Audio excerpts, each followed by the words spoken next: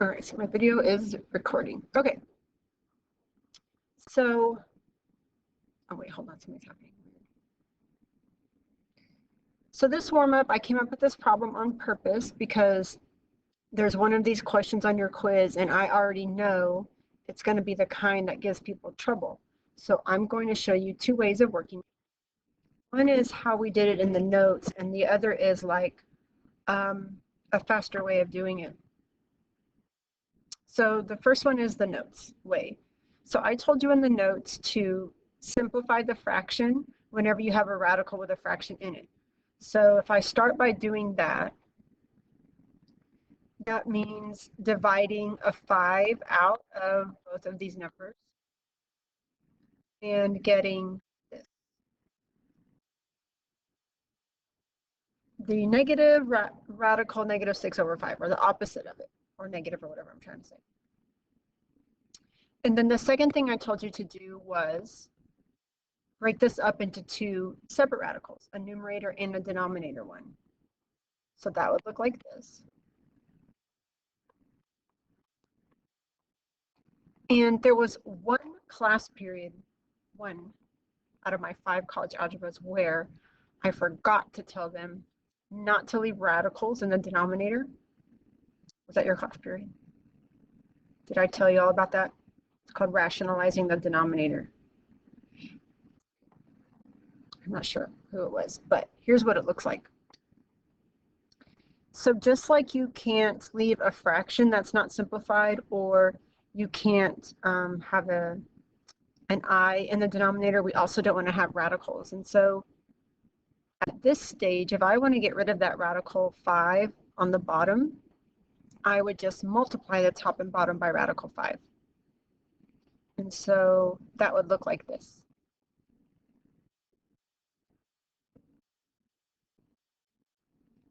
And on the top, that would give me negative 30 in the radical, because when you multiply stuff with radicals, you multiply the stuff on the outside together, and then the stuff on the inside together. So that's the negative 6 and the 5. And then on the bottom, square root of 5 times square root of 5 is really square root of 25, which is 5. That's what we mean when we say the radicals cancel out. There's kind of a little more to it than that, but. And then for the negative 30, it's really negative 1 times 2 times 3 times 5 up there. And the only thing that can simplify is the negative 1. The 2 stays inside, the 3 stays in, and the 5 stay in because there are no pairs. But we can pull the negative 1 out as an I. So if it's something that doesn't get simplified or pulled out of the radical, then it just gets multiplied back together. So this would be negative I, rad 30 over 5. And I didn't ask you to write it in ABI form, or I didn't ask you for the A or B values or anything, so you could just leave it like that. So that's one way of doing the problem. But here's another way, and the reason why I'm showing you this other way is there's this sort of special thing going on here, and that's the fact that 25 is a perfect square. So another way of doing this problem is breaking it up into radicals from the very beginning. So that would be, this is the second way.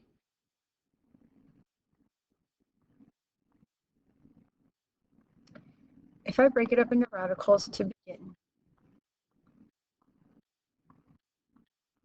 I would have this. And then, hold on, someone's trying to.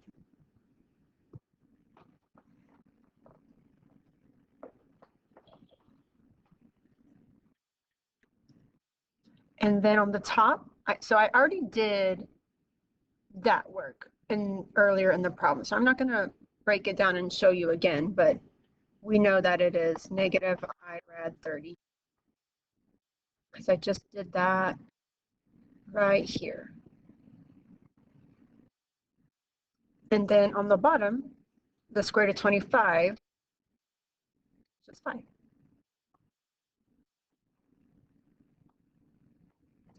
And you might think, why didn't she just tell us that the first time when we did the notes? Well, because it's not always perfect squares everywhere. So sometimes that first method is the only method or the best method. And other times this one's the best method. And I don't like teaching you too many different things on note day, but now that we've had some days to learn the first method, I feel like you can absorb a shortcut method a little bit better. So who got the warm-up correct? Who's perfectly okay on that? Okay, who didn't get it but now they're good? Who feels good about it now? Okay.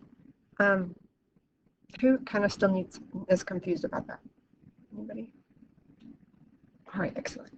So keep that warm-up out somewhere. You can use it when we get to the quiz here in just a bit.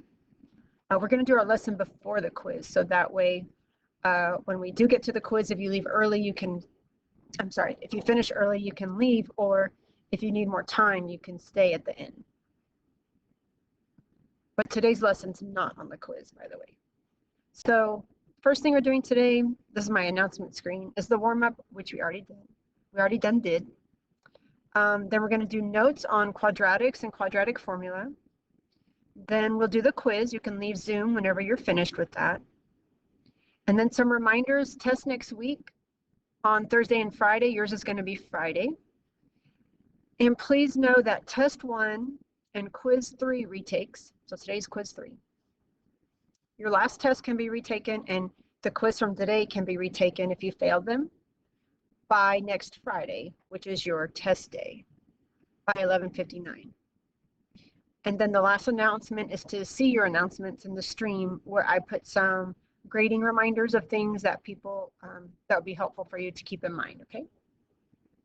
So if there's no questions about those things, this is just a really quick non-mathy thing that's just for fun before we begin, just to clear your mind. In the chat, ruin a field trip in 4 words. For example, you could write, the lion got out, right? That's 4 words, and that would totally ruin a field trip. So let's see what you got. Put it in the, something we did in the last unit was solved linear equations. And a linear equation is something in this form, like y equals mx plus b. And we call this linear because the biggest power on the variable x that's in this equation is a 1. It's right here.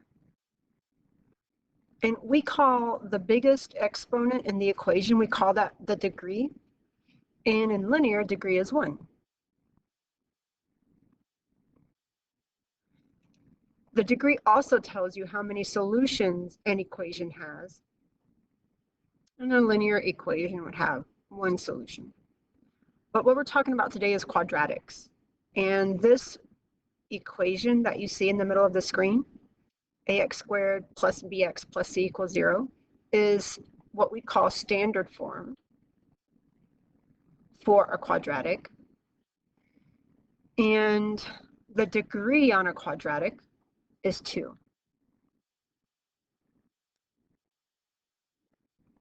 Meaning the highest exponent on any of the variables. Now, it kind of looks like this equation has tons of variables. And you might think, well, what does she mean the highest power? Because there's like there's a bunch of different letters. I don't know which one to look at. So remember that A, B, and C actually represent coefficients. And the x's, when I talk about the highest exponent or power on the variable, I mean the x's.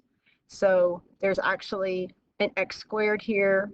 There's an x with no exponent, but when there's no exponent written, we understand that it is 1. And then where the c is, there's no x at all. So that's just a number or a constant. But you can think about an x being there. It's just that the power on that one is 0. And if you remember, anything to the 0 power is 1. And so really, what's going on there at C, the constant, is it's being multiplied by 1 because x to the 0 equals 1. And so you still have C. All right. So this is the standard form for a quadratic, and it's what we're going to be working with today. And the first part of the lesson is just understanding when something's a quadratic, getting it into standard form, and identifying the A, B, and C correctly. And the reason why we care about that is in the second part of the lesson, the A, B, and C is what we plug into the quadratic formula to solve the equation and get to solutions. So that's your whole setup. So the first part, identifying A, B, and C, all right? So this says to identify A, B, and C for a quadratic, it must be written in standard form. To get it in that form, we will do these things. Move everything to the left side of the equation to set it equal to 0. And then make sure our equation is written in descending order. And what we mean by that is the exponents or powers are going from greatest to least.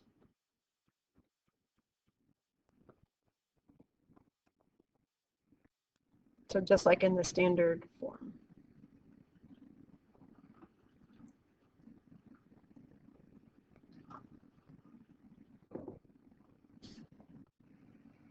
So here are some examples. I have 4 equations here, and these instructions are asking me to do a few things. One is to determine whether each equation is quadratic, so that's going to be a yes or no answer. And if it is, identify the coefficients A, B, and C. And if it's not, to state why. So looking at this first one, to determine the yes or no, whether it's a quadratic, we find all the exponents and see if the biggest one is 2. So, and I mean all the exponents on the x's. So here's this one and this one. And there's a hidden one on the 5, which is x to the 0. And so you look at the powers on there. 2 is that power. The x in the middle really has a power of 1. And then this one has a power of nothing. So the question is 2 the biggest power everywhere? And the answer is yes. So that means it's a quadratic.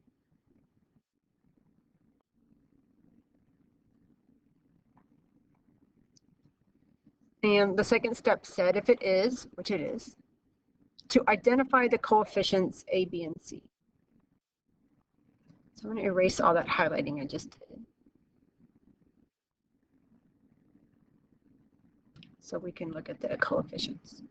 A, B, and C are the numbers that we're multiplying the x values by.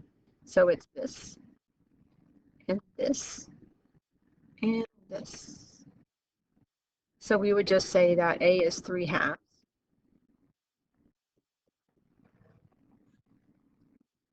B is -2. You want to include the sign.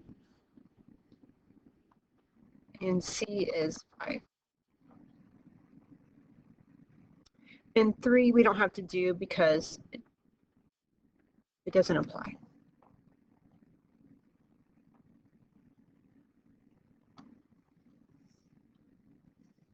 And then for the second one, you want to put it in standard form. We're going to because it's good practice, although I submit for your consideration. It's not 100% necessary. But if I did put it in descending order for the exponents, it would look like this, but it's kind of a waste of my time because when I go to look at the powers, the highest power is 3, so this isn't even a quadratic anyway. So the first answer here is no. And then 2 doesn't apply. Step 2, identify A, B, and C. We kind of don't care. It's not a quadratic anyway. And then for step 3, where it says, if not state why, you could say something as simple as because degree is 3. The highest exponent, that's the degree, and it's 3. But we were looking for it to be 2.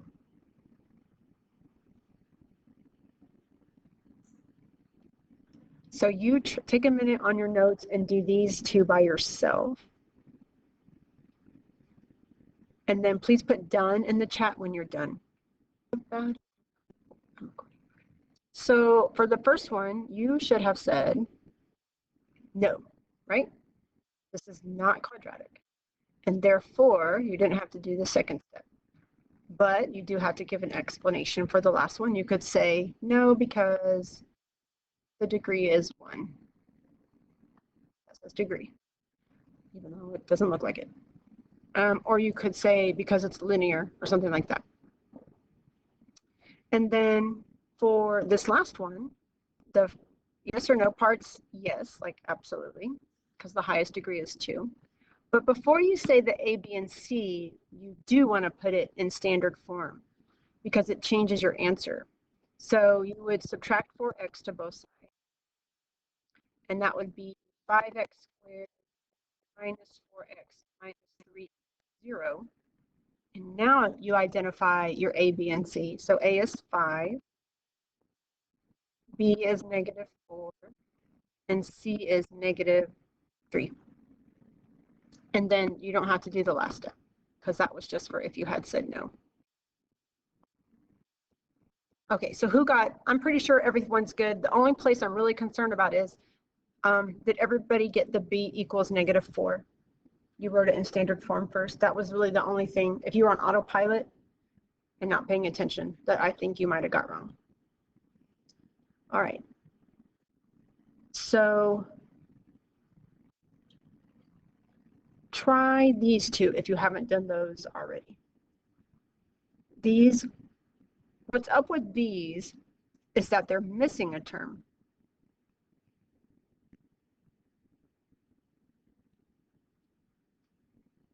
And so if they're missing a term, think about what you would use as a placeholder for those terms when you try to figure out your A, B, and C.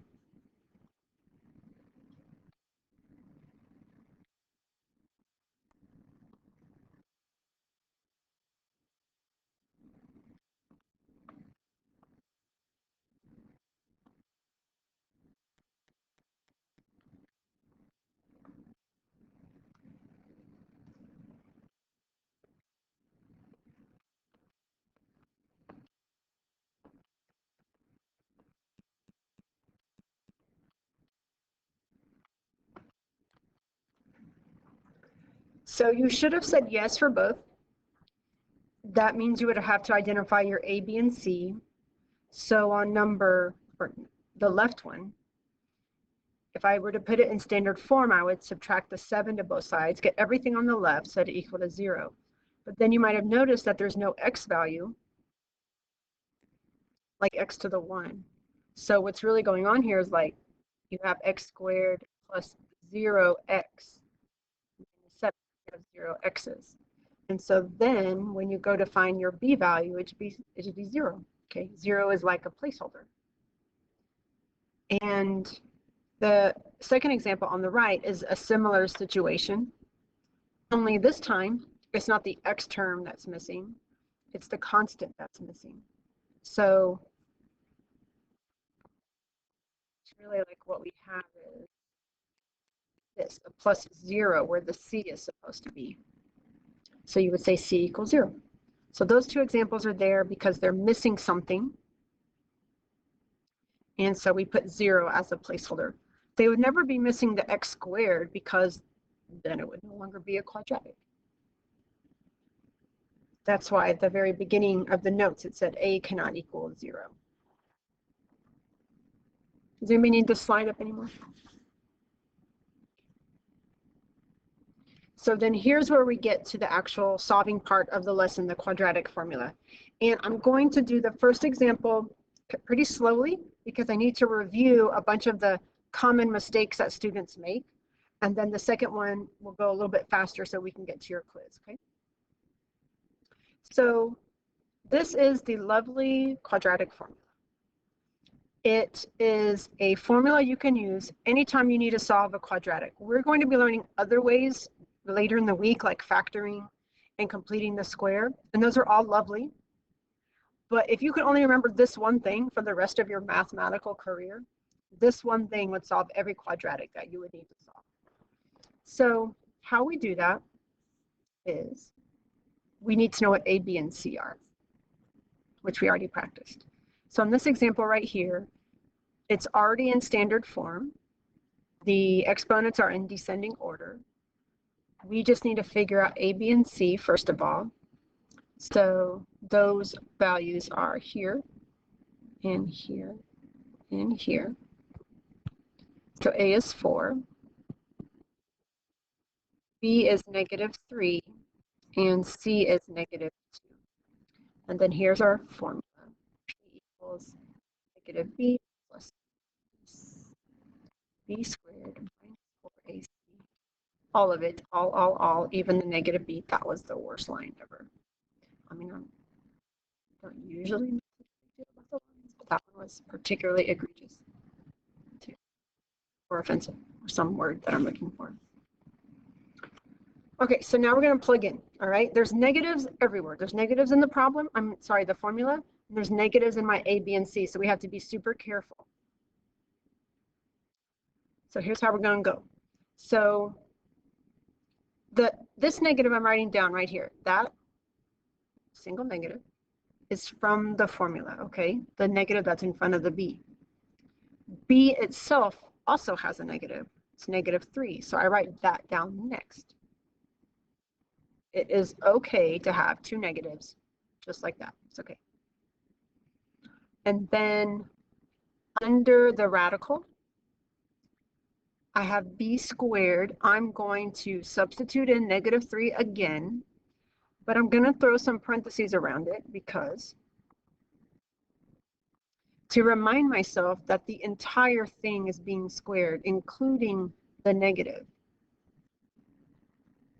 And then -4, that 4 comes from the formula. The formula. And then I have 4 that goes in for A, and then -2 for C. So I'm going to put parentheses around the -2 because it's negative. It's negative, it needs a hug. So I put parentheses around it instead of a ring on it. And then, that was a terrible line again, but we're just going to go with it. 2 times A is 4. All right, so here we go. We got everything nicely substituted in. And then we have to talk about all the places to be careful with our math. Okay? The first thing I want to point out to you is at the very beginning when it has -3. We can change that right here to a plus plus. That's what minus a negative means. Take the opposite of the negative. And then inside the radical, so I'm going to kind of just pop that math out over here for a second. Inside the radical, the first thing we have is -3 squared. So I have -3 times itself, which is a +9. And then I have this next. Let me tell you something that this is a bad math alert. You are not going to do 9 minus 4 equals 5 here. You're not going to do that. What you're going to do is follow your order of operations, which means after exponents, which we just did, you do multiplication next from left to right. And that is this stuff right here. So it's -4 times 4, which is -16. And then times -2. So it's 9 plus 32 here, which is 41.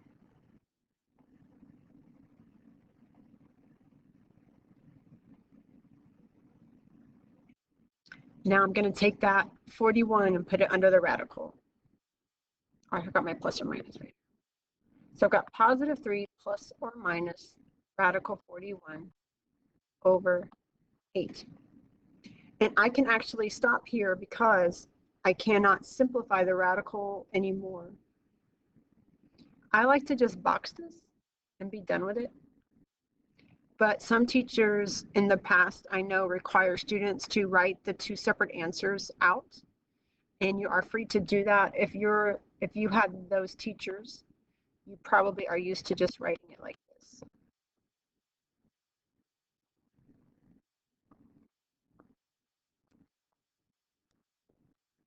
And then that would be your answer, those two things. Does anybody need the screen up anymore? All right, so let's go through the next one much quicker so we can get to your quiz. One thing that's up with this problem is it is not in standard form. So we're going to do that first thing by moving negative 5x over to the left. So we're going to add that to both sides. And then write it in standard form, which would be 2x squared plus 5x plus 2 equals nada. And then our A, B, and C are 2, 5, and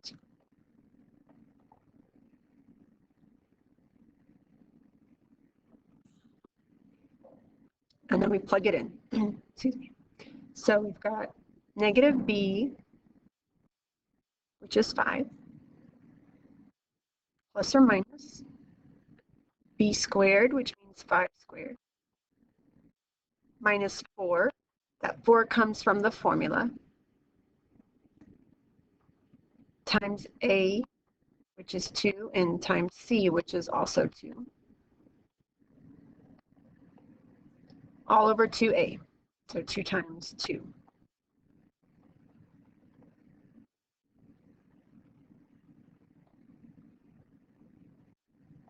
I'm going to pop out the math inside the radical. I'm just going to pop it out to the side over here. It's 25 minus 4 times 2 times 2. So that's 8 times 2, which is 16, which is 9. Okay, that's just the math inside the radical. I haven't actually dealt with the radical yet. So the next step would look like this. Negative 5 plus or minus the square root of 9 over 4.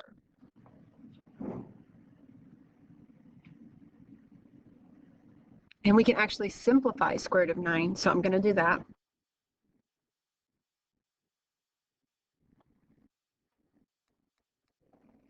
So I have negative 5 plus or minus 3 over 4, but I can't stop here like I did on the last problem. And the reason why I can't stop, won't stop, just kidding, is because you can break this up. There's more math you can do. So here's the math, okay? We stopped on the last one because there was no more math, but here we can do negative 5 plus 3 over 4 and negative 5 minus 3 over 4. And so on the top one again, that's negative 5 plus 3 is negative 2 over 4, which is negative 1/2. And on the bottom, we have negative 8 over 4, which is negative 2, right? Quadratic has a degree of 2, which means it has 2 solutions, and there are my 2 solutions.